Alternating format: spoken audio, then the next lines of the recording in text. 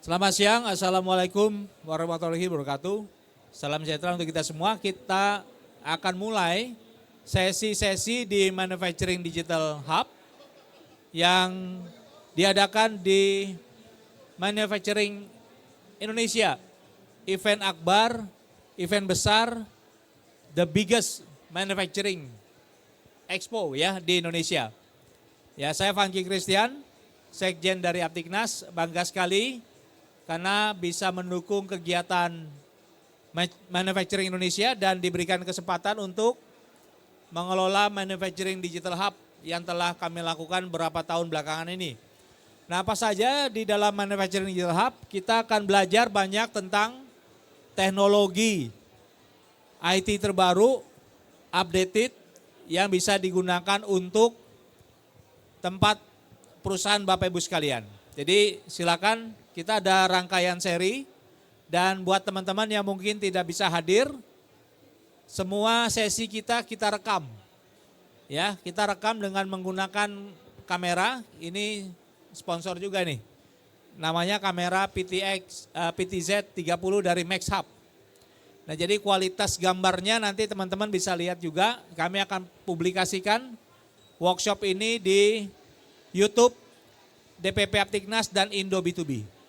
Ya, jadi silakan nanti teman-teman bisa, kalau tidak bisa ikut di kegiatan kita, bisa nanti melihat itu di YouTube DPP Aptiknas ataupun juga Indo B2B.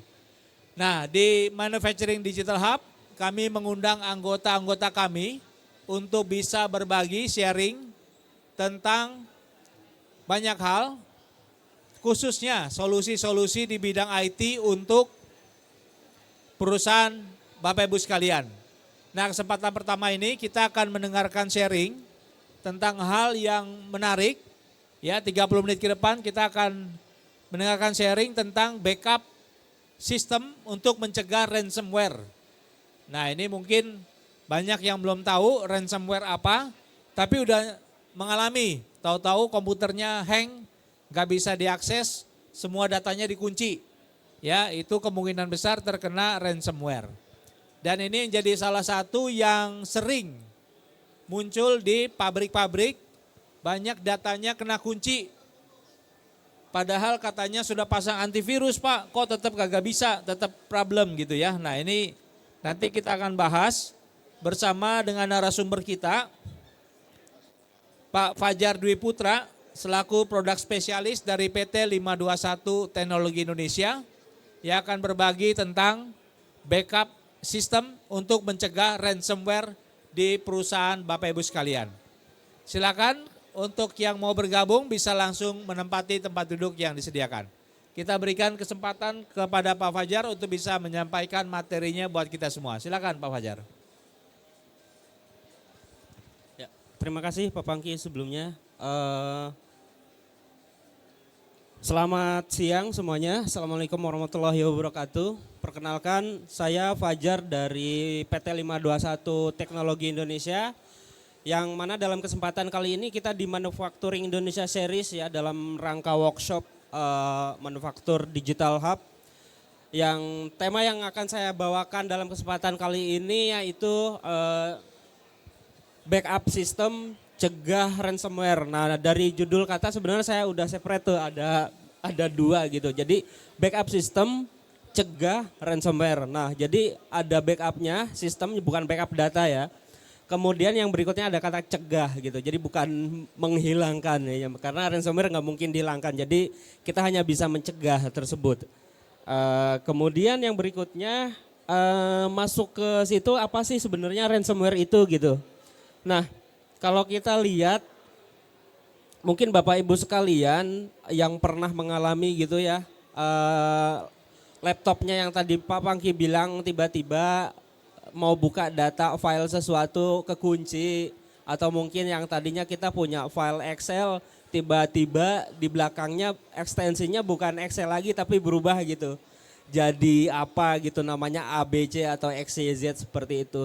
Nah, itu adalah ciri-ciri laptop kita yang sudah terinfeksi virus ransomware ya. Kemudian kalau misalnya kita korelasikan lagi dengan tema kita kali ini juga tidak hanya berlaku hanya di laptop pribadi saja. Bisa jadi ini juga di perusahaan Bapak Ibu juga sedang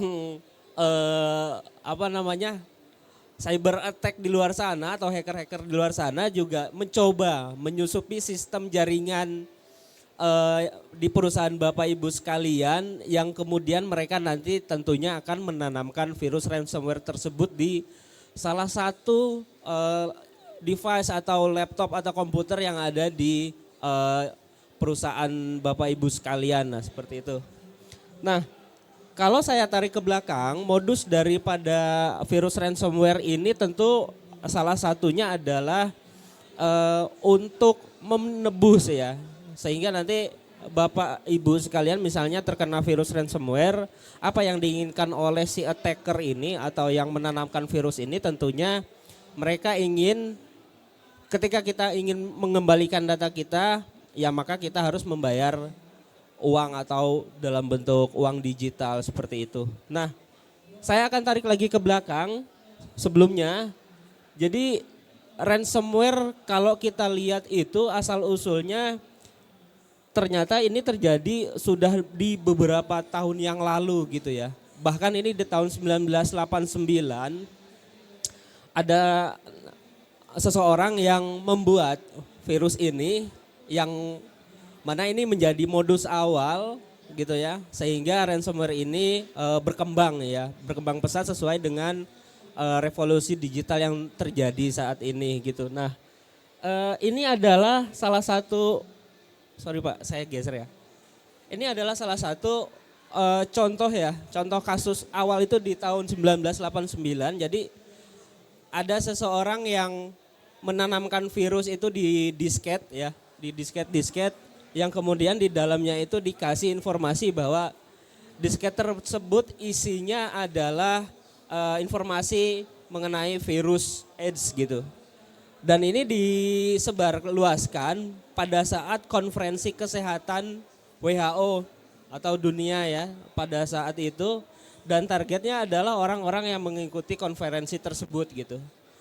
Nah, di manufaktur juga kalau misalnya saya tarik lagi ini, sektor-sektor tertentu juga pasti punya modus dan niatan yang berbeda ya sesuai dengan sektoralnya masing-masing. Supaya si virus ini bisa ditanamkan di industri Bapak Ibu.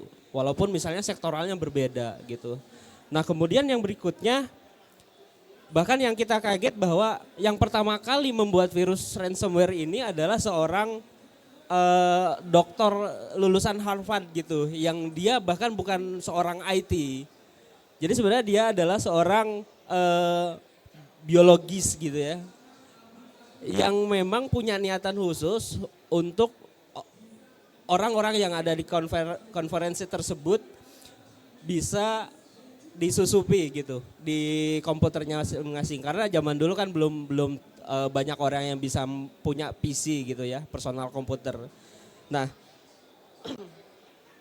lucunya kita hari ini juga tidak sadar bahwa di sektor-sektor tertentu juga bisa jadi kadang ada beberapa orang yang saya masuk di bagian tertentu dan saya akan mengikuti polanya, mengikuti beberapa tren yang ada di sektor tersebut. Nah kemudian begitu saya tahu, saya bisa tahu gitu bagian mana yang paling rentan untuk bisa kita masukin gitu, seperti itu. Nah ini juga ya, ini adalah disket pertama yang waktu itu dipublish yang isinya itu di disket itu ada ransomware-nya gitu. Nah, bagian dari sini ransomware yang pertama kali itu dia prosesnya itu berbeda kayak sekarang ya. Kalau sekarang kan kita mengunci ekstensi file yang ada di laptop kita atau komputer kita. Tapi kalau zaman dulu dia dibikinnya setiap berapa menit, setiap berapa detik itu dia akan meribut terus seperti itu. Jadi merusak sistem bootingnya itu sendiri. Nah kemudian kalau misalnya kita perhatikan lagi dari awal tadi yang pertama ransomware itu di tahun 1989, evolusi sampai sekarang itu luar biasa pesat dan juga luar biasa masif. terutama untuk ransomware, jenis malware-nya ya seperti itu. Nah, ini juga berkaitan dengan beberapa sektor juga gitu. Jadi si pengembang virus ini pun dia berevolusi juga gitu mengikuti perkembangan digital yang ada saat sekarang gitu. Enggak cuma di sektor tadi ya, kesehatan. Ya sekarang karena masifnya industri juga pasti ada beberapa juga di sini yang jenis ransomware-nya itu dia sesuai dengan apa namanya yang ada di manufaktur atau perusahaan Bapak Ibu sekalian gitu seperti itu. Nah, kalau kita perhatikan dari tahun 1989 yang dimulai dari PC Cyborg ini, kemudian di tahun 2012 ini yang masif ya.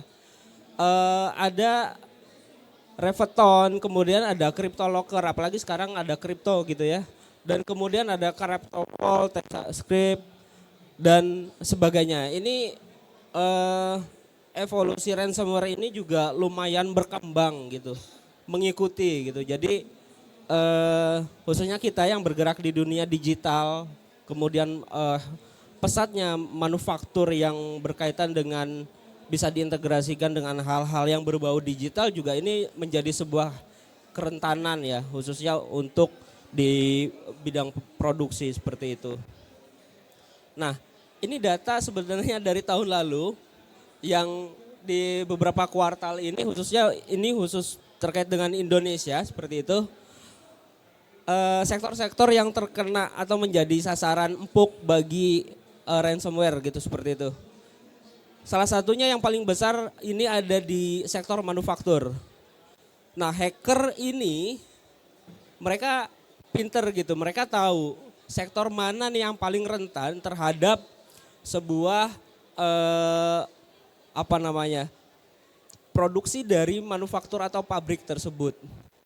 Sekarang kalau misalnya kita ngomongin pabrik dan ngomongin ransomware, pabrik ketergantungan produksinya itu berdasarkan dengan digital atau data. Nah kemudian kalau misalnya pabrik kita rentan terkena ransomware, gak usah ngomong panjang lebar, misalnya 2 detik atau paling lama 5 menit lah. Produksi terhenti akibat serangan ransomware, itu udah rugi berapa duit gitu, seperti itu. Nah ini salah satu dampak yang paling rentan gitu di bagian manufaktur. Kemudian nyusul berikutnya yaitu industrial control system. Nah ini juga integrasi dengan digitalisasinya lumayan erat begitu. Makanya paling rentan di kedua sektoral ini. Nah kemudian di sisi transportasi juga sama. Kemudian yang lain-lain. Dan bahkan yang tidak lepas juga kita tahun lalu ya. Government kita juga kena ransomware khususnya di pusat data itu seperti itu. Nah, ini yang di tahun 2023 itu kuartal 3, ini kita 2025 udah memasuki kuartal keempat gitu. Nah beberapa virus yang paling dominan yang attacker serang ke Indonesia itu ya salah satunya penyusup ini ya atau Trojan. Kemudian yang berikutnya ini ada 754 kasus yaitu terkait dengan yang generik. Kemudian ada adware dan juga ini yang paling menyebalkan itu ransomware sebenarnya. Sekitar ada 147 kasus di tahun 2023. Nah kemarin saya sempat ketemu dengan orang BSSN gitu. Untuk di tahun 2025 sendiri di kuartal 4 bulan November khususnya itu serangan ya bukan virusnya. Jadi menariknya gini, ada bilangnya ada sekitar 9 miliar serangan begitu. Khususnya di tahun 2005 yang menyerang ke Indonesia. Terkait berhasil dengan enggaknya ya itu tetap kita hitung sebuah serangan gitu. Jadi kan lumayan masif gitu ya di tahun 2025 ini gitu. Nah, kemudian gimana sih preventionnya ransomware seperti itu? Yang tentu enggak sesimpel yang kayak kita dulu ya. Kalau kita dulu hanya data mungkin begitu kita terkena ransomware, oh ya udah buang aja atau wipe aja gitu hard disknya, kemudian kita isi lagi datanya. Kalau kita berbicara pribadi sih misalnya. Tapi bayangkan kalau ini sebuah pabrik kita kena ransomware, terus kita punya pola pikir yang cuma ya udah nggak apa-apa kena ransomware, hapus lagi datanya terus kita ya terus mau bangun lagi semua environment yang ada di pabrik tersebut gitu. Kan nggak mungkin, nggak bisa kita bangun dalam waktu semalam seperti itu. Nah maka langkah-langkah yang preventif ya, pencegahan terutama, ini tentunya harus kita juga kalau saya bilang di beberapa seminar itu kerentanan data ini tentu bukan tanggung jawab seorang admin IT, orang IT dan sebagainya ya, tapi karena kita sudah memasuki dunia digital yang hampir semua bagian-bagian di dalam perusahaan kita tentu memegang semua aspek-aspek digital gitu, dan ini juga menjadi kerentanan di satu perusahaan tersebut. Jadi menurut saya untuk pencegahan ransomware dan sebagainya ini menjadi tanggung jawab kita bersama di satu perusahaan, baik itu bagian produksi, keuangan, admin dan lain-lain seperti itu. Nah karena internet juga kan sudah terhubung dengan satu jaringan di kantor gitu, maka hal-hal yang rentan yang bisa menyusup ke dalam satu jaringan juga ini bisa masuk ke semua bagian di dalam perusahaan kita. Yang pertama tentu ini employee-nya itu harus diberikan hak akses ya. Jadi kita nggak bisa sembarangan ngasih hak akses. Misalnya saya pengen buka dashboardnya aplikasi ini, oh ya udah sama admin dikasih tuh, sama adminnya juga gitu, passwordnya admin, username-nya admin gitu, dikasih semuanya. Nah ini juga menjadi bagian penting, maka biasanya ada role atau privilege yang bisa kita kasih gitu. Jadi beberapa orang belum tentu bisa mengubah data yang ada di dalam database perusahaan kita. Nah yang kedua kemudian ini kredensial administrator kadang masih ada sih. Jujur saya sendiri juga masih seperti itu sebenarnya. Mengenai password yang ada di aplikasi kita, device kita. Kalau misalnya kita nggak pakai password manager, kadang kita ya udah satu password untuk semua aplikasi atau satu password untuk semua akun gitu. Misalnya saya punya akun Google 5, semuanya passwordnya sama. Nah ini juga menjadi sebuah kerentanan gitu untuk bisa penyusup atau attack bisa masuk ke akun kita. Nah kemudian yang berikutnya tentu yang menjadi langkah preventif selanjutnya adalah gimana sih cara kita ngenalin email phishing atau bukannya. Karena sampai saat ini yang terjebak dengan virus atau yang terkena virus itu hasilnya adalah dari phishing email. Selain download aplikasi di luar situs-situs yang bukan official gitu seperti itu ya. Misalnya kita download di mana. Nah ini yang pertama justru adanya di phishing. Kadang mereka juga memanfaatkan sisi psikologis seseorang ya untuk bisa ngeklik email itu dan ternyata email tersebut isinya adalah phishing ya. Udah begitu diklik, kebuka, udah kena satu laptop kita terhubung ke dalam satu jaringan yang sama, udah kena semua, satu kantor kena semua seperti itu. Nah ini juga menjadi salah satu langkah preventif.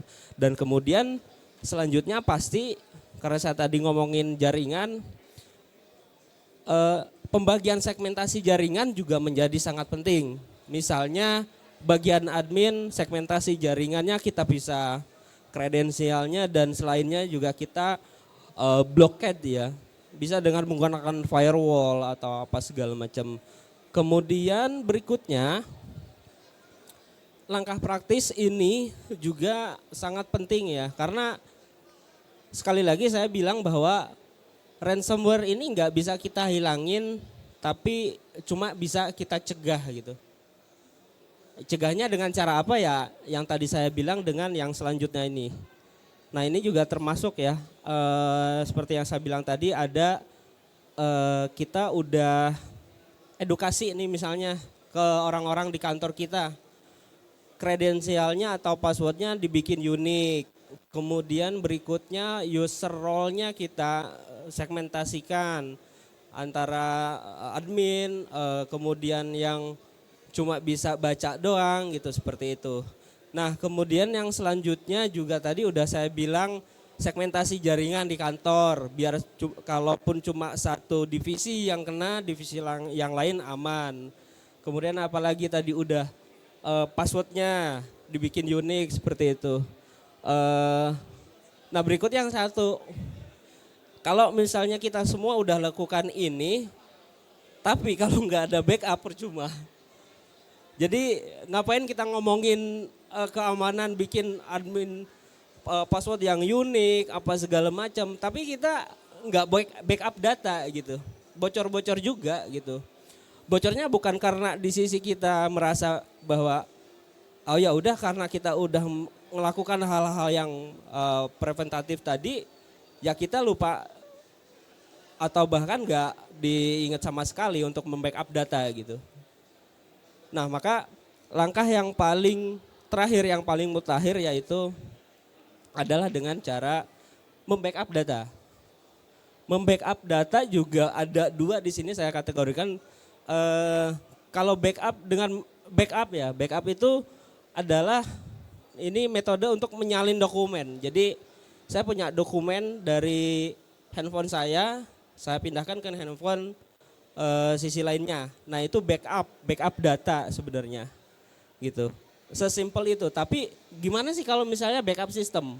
Tentu tidak semudah backup data gitu dan metodenya pun berbeda dengan backup data. Nah karena kita berbicara dengan yang namanya backup system, tentu ada beberapa metode atau rules yang biasa kita gunakan dalam praktik backup data ya di perusahaan itu dengan 321 backup rules. Nah apa itu 321 backup rules? Yang pertama, ini biasanya kita menyalin 3 data yang sama ke 2 media yang berbeda, storage, dan kemudian satunya itu di offline storage atau di tempat yang lain seperti itu. Nah ini metode 321 backup ini yang sering kita praktekkan gitu. Jadi gimana sih best practice-nya? Best practice-nya kalau misalnya satunya atau salinan data kita yang terkena ransomware atau kena virus, kita masih punya 2 salinan data yang sama. Jadi masih kita bisa backup data kita yang bersih ya, yang tidak terkena virus. Nah tentu keuntungannya dari sisi backup data dan backup sistem ini adalah yang pertama redundancy. Jadi kalau salah satu misalnya sistem kita mati akibat ransomware, kita bisa tangani dengan cepat. Nah itu namanya redundancy dan juga kemudian masuk ke bagian mitigasi risiko. Nah yang berikutnya adalah tentu ini perlindungan bencana. Kita nggak lepas dari yang namanya bencana alam gitu. Nah kalaupun kita sudah preventif mungkin dan juga se-aware mungkin untuk membackup data kita, tetap aja kita perlu yang namanya backup offsite. Tujuannya untuk apa? Kalau misalnya di tempat kita terjadi kebakaran, bencana, kebanjir, apa segala macam, secara fisik storage kita kerendam atau terbakar, nah maka kita punya data backup cadangan di luar sana atau offsite backupnya seperti itu. Nah tentu ini yang akan menjadikan pemulihan cepat khususnya untuk di industri manufaktur ya seperti itu. Nah solusinya gimana sih kalau misalnya kita dengan cara yang tadi saya bilang belak-belakan di awal tapi kita nggak punya solusi gitu. Nah ini saya bawa salah satu solusi BDR Suite tahun lalu, tahun sekarang itu udah berubah sebenarnya menjadi BDR Shield. Jadi satu environment yang sama sebetulnya cuman BDR Shield ini lebih kompleks lagi ya, nanti akan kita share juga. Walaupun nanti teman-teman kalau misalnya download sekarang bisa dicek gitu di Google BDR Suite, download, bisa di trial selama 14 hari dengan gratis gitu seperti itu. Yang mana BDR Shield ini udah berdiri lebih dari 20 tahun ya. Dan partnernya juga udah tersebar di lebih dari 100 negara dengan lebih dari 4.000 partner gitu yang tersebar di seluruh dunia. Nah, salah satunya tentu yang sudah menggunakan solusi dari BDR Suite ini brand-brand yang ada di India ya mostly, karena memang produk ini berasal dari India. Kemudian ada juga yang beberapa dari US gitu seperti ini atau global. Nah, kemudian berikutnya apa sih gitu keuntungan dari backup sistem si BDR ini? Yang pertama itu ada backup any workload. Kalau misalnya ibu bapak tahu Google Workspace, Google Cloud ya seperti itu. Kita backup file kita di dalamnya, ya udah cuma file. Jadi nanti tarik filenya sama seperti itu. Saya backup MP4 atau misalnya MP3 saya, filenya nanti tarik lagi MP3. Tapi itu kan kalau misalnya kita berbicara dengan backup data. Nah, gimana kalau kita berbicara dengan backup sistemnya?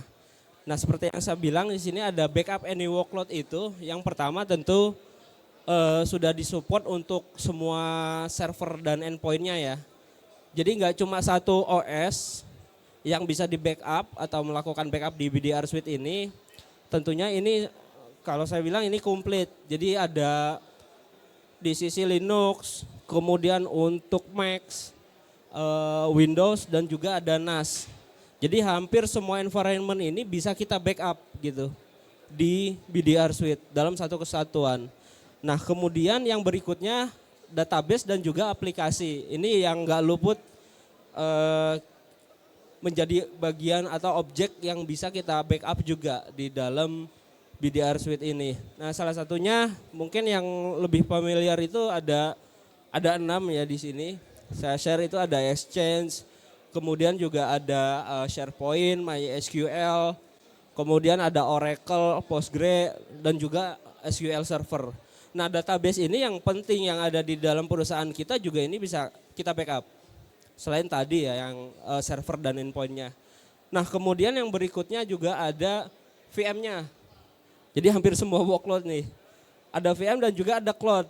Kalau misalnya kita punya solusi cloud dari Google ya, ataupun dari AWS misalnya, itu juga bisa kita jadikan backup redundant atau backup cadangan atau copy backup ke BDR gitu. Jadi nggak cuma di AWS saja. Nah, kemudian yang berikutnya juga untuk store backupnya itu nggak cuma di satu tempat saja. Kayak misalnya saya punya punya file, kemudian saya backup di Google Cloud. Saya tarik, misalnya saya ambil atau saya restore filenya di handphone, masuknya ke handphone saya, gitu. Itu cuma satu. Nah, kalau di BDR Suite ini store backupnya bisa di hampir semua tempat sesuai dengan platform yang kita biasa kita pakai gitu ya di perusahaan kita. Dan tentu BDR juga punya BDR Cloud-nya. Kalau misalnya kita pengen taruh file kita atau restore file kita di BDR Cloud-nya. Nah, yang pasti umum yang sering kita pakai local storage punya kita sendiri di perusahaan kita. Entah itu local storage berupa hard disk atau ada DAS, NAS dan juga ada SAN seperti itu. Nah, kemudian yang berikutnya kalau misalnya kita punya Amazon S3 juga bisa kita store file kita di Amazon gitu.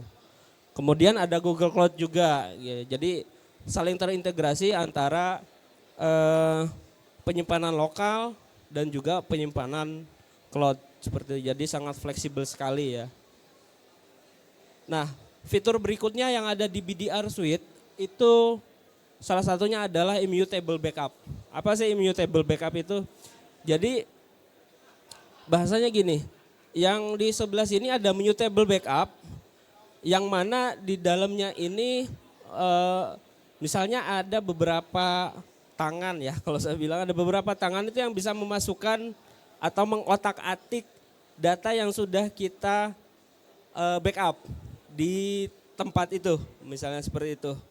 Tapi tetap aja karena masih bisa dirubah, masih bisa kita edit, ini menjadi salah satu kerentanan yang sering kita jumpai.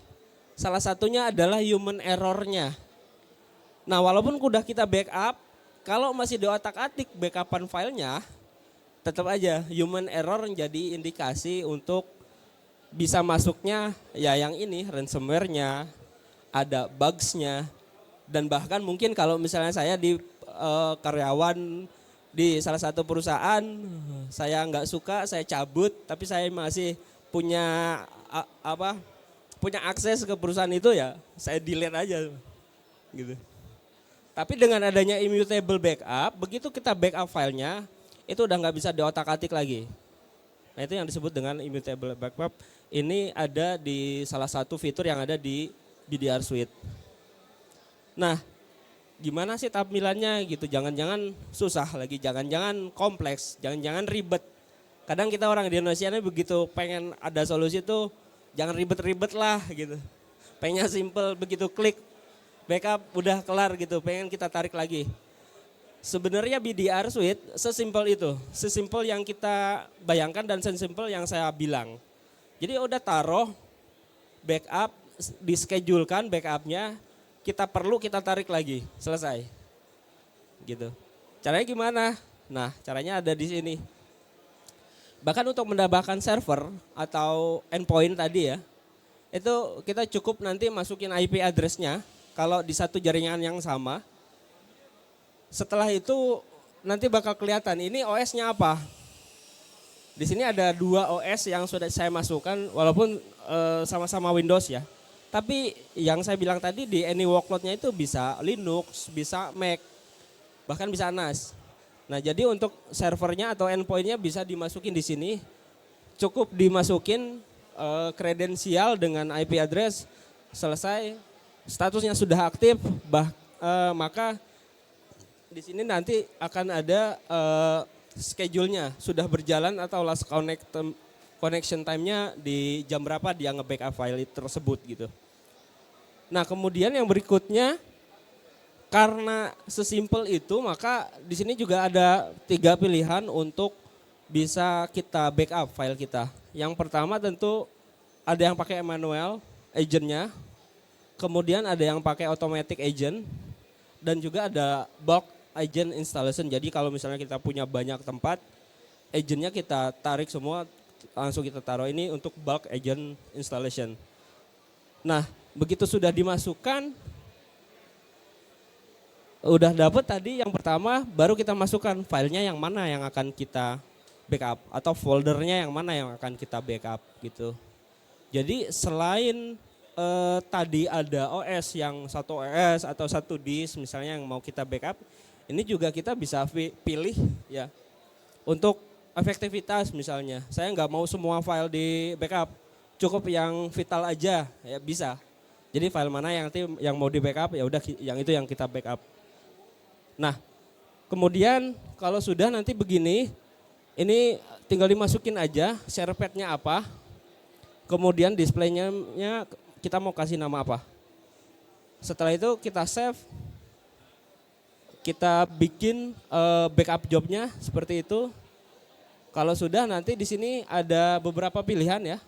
Share pad-nya kalau udah benar kita tinggal next aja. Nah di sini juga sama backup jobnya. Kalau sudah, nah di sini juga ada pilihannya. Nah ini yang menjadi bagian fleksibilitas dari BDR. Yang pertama ada backup frekuensi. Backup frekuensinya itu ini paling kecil, itu setiap 6 jam. Walaupun nggak real time gitu. Tapi dalam satu hari berarti 2 kali. Satu hari bisa melakukan backup file. Mau kecil atau maupun besar. Nah mau kita pilih di hari apa, kemudian di sini kalau kita pilih itu mau per menit, per hari atau per jam backupnya. Dia berjalan secara otomatis terus menerus. Nah kemudian yang berikutnya di sini ada additionalnya juga. Kalau misalnya kita mau full backup, berarti ada beberapa data yang dia akan membackup secara terus menerus walaupun isinya sama gitu. Misalnya dalam satu folder saya punya 10 file isinya Microsoft Word, ya dia akan nge-backup 10 lagi. Dia akan backup 10 lagi dengan backupan yang sama. Tapi kalau kita hilangin juga nggak apa-apa. Nah ini yang menjadi efektivitas gitu. Jadi kalau misalnya ini yang disebut dengan namanya increment ya, incremental. Jadi kalau dia tidak ada perubahan di dalam file itu, ya udah nggak usah di backup. Tapi kalau ada perubahan baru itu yang di backup. Nah ini menjadi opsi juga. Nah kemudian yang schedule ini tadi sudah, dan kemudian ada retensi. Retensi untuk incremental backupnya. Ini bisa menyimpan retensi berapa banyak gitu. Di sini defaultnya adalah 5 ya. Jadi retensi fungsinya untuk apa? Retensi misalnya backupan file saya ternyata terkena virus. Bahkan backupan file bisa terkena virus gitu. Nah karena kita punya retensi, jadi kita nggak khawatir gitu. Nah ini bisa disimpan dan juga menjadi pilihan gitu. Dan kemudian yang berikutnya adalah yang paling unik adalah enkripsi. Enkripsi file backupan kita, misalnya saya punya akun BDR Suite 1. Misalnya ibu punya. Terus saya nge-backup nih Bu. Kemudian saya pengen nge-restore data saya. Saya tambahin ini enkripsi, kemudian saya kasih password. Begitu ibu misalnya mau nge-restore data saya, kalau nggak tahu passwordnya ini nggak bisa. Nggak bisa dibuka sama sekali. Nah ini fungsinya untuk backup encryption. Seperti itu. Nah kalau sudah semuanya misalnya di review kita sudah komplit, cocok. Ya udah kita tinggal save aja. Maka semua backup job di sini dia akan melakukan proses backup. Tergantung seberapa besar filenya atau datanya seperti itu. Nah kalau sudah nanti ada di sini keterangannya sudah berhasil melakukan backup. Segampang itu untuk melakukan backupnya. Gimana dengan recovery-nya? Sama. Recovery-nya juga gampang banget sebenarnya. Jadi backup test yang tadi yang saya bikin, itu nanti di bagian recovery sini tinggal restore backup data, diklik sekali, kemudian pilihan di sini file level recovery-nya kita pengen seberapa dalam levelnya. Kemudian kita restore versionnya, ini ada restore ya, restore point atau backup point gitu kan, snapshot lah bahasa. Di jam-jam berapa yang terakhir. Nah ini yang retensi tadi. Nah kalau misalnya ada indikasi di perusahaan kita, tadi kita terkena ransomware jam 5. Tapi kita punya backupan atau retensi data di jam 3. Kita backup file yang jam 3, jangan yang jam 5 gitu. Seperti itu. Yang file ini kita backup, misalnya yang tadi jam 5 kita hapus karena udah kena ransomware. Jadi kita restore-nya yang jam 3. Ini tinggal kita klik aja, terus kita pilih di mana restore option-nya. Di sebelah kanan ini ada destination-nya, restore-nya kita mau di lokasi yang mana. Termasuk yang saya bilang tadi untuk di beberapa share location-nya ya. Termasuk bisa di cloud juga. Setelah itu udah tinggal di oke. Kita review lagi satu kali lagi. Dia bakal nge-restore seperti ini. Kalau udah restore berhasil, nanti prosesnya seperti ini. Udah muncul di sini backup testnya. Jadi sesimpel itu juga untuk melakukan restore data yang kita backup di BDR Suite seperti itu. Nah, kemudian untuk instalasinya, ini juga disupport sama beberapa OS atau platform ya. Salah satunya itu ada Windows juga, Windows installer. Kalau kita punya server Windows, kemudian ada Linux dan juga bisa di deploy di Docker. Jadi kalau kita punya infrastruktur Kubernetes misalnya atau Docker, kita bisa deploy juga di Docker. Mungkin itu dari saya, Pak Pangki. Terima kasih sebelumnya. Bagi Bapak Ibu yang ingin mencoba, boleh di scan barcode di sini untuk bisa dapat trialnya ya selama 30 hari. Ya. Secara cuma-cuma. Ya. Terima kasih. Makasih Pak Fajar ya. Mungkin ini lanjut sedikit tanya jawab ya, mungkin sambil menunggu kesiapan dari presenter berikutnya. Nah ini Pak Fajar, kalau lihat dari banyaknya kasus pabrik-pabrik ini kena ransomware, terus akhirnya setelah itu dia nggak bisa lagi operasional gitu ya. Jadi yang mereka harus lakukan ini apa aja tahapannya ini? Silakan Pak. Oke Pak, saya ambil kasus misalnya di pabrik itu tiba-tiba begitu karyawannya pagi semua masuk kerja, sistemnya udah error semua, kena semua. Nah tentu langkahnya adalah yang pertama kita mau nggak mutusin jaringan di satu perusahaan itu. Tentu semua perusahaan akan terkena dampaknya. Makanya saya bilang tadi kita segmentasi jaringan itu fungsinya untuk mengamankan di satu divisi yang terkena dampak gitu di ransomware. Dan yang berikutnya yang saya bilang tadi di opsi untuk backupnya itu kan ada increment sama retensinya. Nah kalau memang indikasi di perusahaan itu terkena ransomware-nya misalnya jam 3 pagi pada orang tidur semua gitu kan. Minimal kita punya backupan file yang di jam atau waktu sebelum data atau sistem tersebut terkena ransomware. Sehingga begitu kita backup datanya itu betul-betul data yang sudah yang bersih gitu. Seperti itu tidak terkena virus. Seperti itu Pak. Ya jadi datanya waktu sebelum kena ya. Cuma kan masalahnya kita nggak tahu nih kapan kenanya nih. Nah biasanya ada indikasi ya kalau misalnya kita balikin ke jaringan tadi tentu indikasi-indikasi yang ada di jaringan seperti misalnya melonjaknya bandwidth atau penggunaan internet di jaringan tersebut gitu. Nah itu juga sebenarnya merupakan indikasi awal terkenanya serangan atau ransomware. Biasanya kalau di pabrik ini jadinya lambat ya. Lambat, Koneksinya betul. jadi lambat, kemudian nggak bisa connect ke aplikasi, nggak bisa connect ke Iya. internet gitu ya. Ya itu Ya, yang jadinya, internetnya terganggu lah biasanya. jadinya udah ini ya, udah langsung tahu oh ini ada apa ini ya, kok jadi nggak bisa connect kemana-mana ini gitu ya. Betul. Nah ini jadi itu salah satu sindikasi ada yang nggak beres dengan jaringan ya. Iya. Kalau nggak beres dengan jaringan kemungkinan juga ada sesuatu di jaringan ya. Makanya kalau di ini tadi saya baca di bootnya 521 tulisannya early warning system ya Pak ya. Betul Pak, Nah. early warning system itu supaya kita aware dari awal. Karena yang saya bilang tadi itu sesuatu yang seperti itu tuh nggak bisa kita batalin atau kita hilangin. Tapi cuma bisa kita cegah aja. Iya. Nah ini menarik tema yang diangkat ya tentang backup ya. Pentingnya backup terutama buat industri, pabrik-pabrik Bapak Ibu sekalian kalau mau aman datanya harus lakukan backup ya.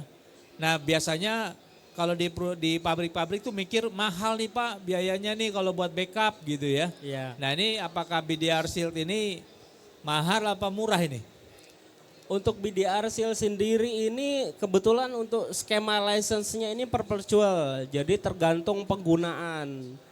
Nah, kalau yang sekarang kebanyakan aplikasi udah mulai subscribe ya per tahun seperti itu. Ini masih perpetual ya? Ini masih perpetual. Jadi kalau misalnya solusi di Bapak Ibu di perusahaannya hanya ingin membackup workload misalnya cuma aplikasi aja, ya udah nanti pilihan untuk beli license-nya cukup yang di aplikasinya aja yang di Oke. backup seperti itu. Jadi sebetulnya solusinya tidak mahal, tapi tentu kita harus bisa melakukan backup secara rutin ya. Betul. Dan kalau backup rutin tentu kita harus lakukan agar data kita selalu aman ya. Terutama Iya. untuk data-data yang kritikal di pabrik tempat Bapak Ibu sekalian. Oke. Iya. Ya itu tema yang menarik yang disampaikan oleh Pak Fajar terkait dengan backup dan Backup. disaster recovery. Jadi kalau mau tidur nyenyak Pak Pangki Ya. cukup di backup. Oh bukan minum obat ya? Bukan Pak. Bukan Jadi minum kalau obat. mau tidur nyenyak di backup. Siapa tahu nanti tiba-tiba ditelepon di perusahaannya bilang ini kena virus Nah, virus ya itu juga tinggal salah nanya satu. ada backupnya enggak? Iya. Gitu kan. Kalau ada backupnya tinggal restore ya. Jadi Betul. salah satu untuk mencegah ransomware tentu kita harus melakukan backup secara rutin ya. Iya. Baik, terima kasih Pak Fajar untuk kesempatannya bisa sharing dengan kita di sesi pertama di Manufacturing Digital Hub.